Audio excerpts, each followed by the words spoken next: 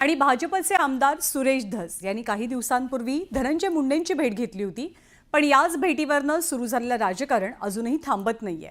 केवळ 20 ते 30 मिनिटांची ही भेट होती, पण अशा वेळेला चंद्रशेखर बावनकुळे 4 तास भेट झाली असं का म्हणाले हे तुम्ही त्यांनाच विचारा असं सुरेश धसांनी सांगितलंय। तर या भेटीतनं काहीतरी डील झाली असावी असा आरोप संजय राऊत करतात। आता विरोधकांनी निशाणा साधल्यामुळे सुरेश धस सुद्धा काहीसे बॅकफूटवरती आलेत। धस मुंडे भेटीचं पुराण। त्यांच्या तोंडून बोलता बोलता 4.5 तास हा शब्द कसा आला हे मी सांगू शकत नाही। विरोधकांचा धसांवर निशाणा।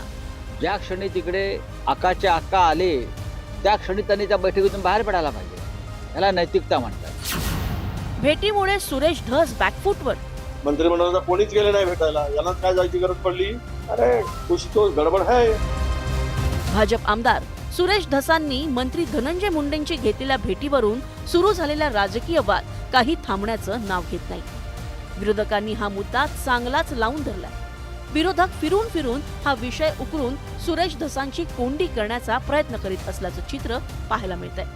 धस मुंडेंदरम्यान भेट किती वेळ झाली यावरून दावे प्रतिदावे केले जात आहेत। धस मुंडेंमध्ये भेट केवळ 20 मिनिटांची होती, मात्र बावनकुळे यांनी 4 तास बैठक झाल्याची चुकीची माहिती दिली। ते तसं का बोलले याबाबत तुम्हीच त्यांना विचारा असा खुलासा सुरेश धसांनी केला होता। 20 ते 30 मिनिटे आम्ही त्यांच्या निवासस्थानी होतो। माननीय प्रदेशाध्यक्षांनी सुद्धा मला वाटतं त्याच्या बाबतीत खुलासा दिलाय की सुरेश धस त्या ठिकाणी म्हणले हे मिटणार नाही। मी मिटणार नाही म्हणलं आणि माझा मी चालता झालो। त्याच्यामुळं फक्त त्यांच्या तोंडून बोलता बोलता 4.5 तास हा शब्द कसा आला हे मी सांगू शकत नाही, या बाबतीत त्यांना आपण विचारावं। सुरेश धस यांच्या या स्पष्टीकरणानंतर संजय राऊतांनी सुरेश धसांवर जोरदार निशाणा साधलाय। या भेटीमागे काही डील झालाय का असा सवालही राऊतांनी उपस्थित केलाय। वडेट्टीवारांनी या भेटीवरून सवालाच्या फैरी झाडल्यात। आपण कोणाला भेटायला जातोय आणि आपण कोणासाठी भेटतोय, आपण कालपर्यंत कोणासाठी लढत होतो याचं भान त्यांनी ठेवायला पाहिजे होतं। त्यांनी ठेवलं नाही। आता मी कॅमेऱ्यासमोर बोलणं मला आता योग्य वाटत नाही, पण एक फार मोठं डील झालेलं। काय सिरियस होता? आणि त्याच वेळी जाऊन भेटायला मंत्रिमंडळाचा कोणीच गेले नाही भेटायला, याला काय जायची गरज पडली? अरे कुछ तो गडबड है। आणि त्यामुळं काही साध्य करण्यासाठी धस गेले असतील, त्यावर संशय निर्माण झाला। मनोज जरांगे पाटील यांनीही या भेटीवरून नाराजी व्यक्त करत सुरेश धसांकडून ही अपेक्षा नव्हती असं म्हटलंय।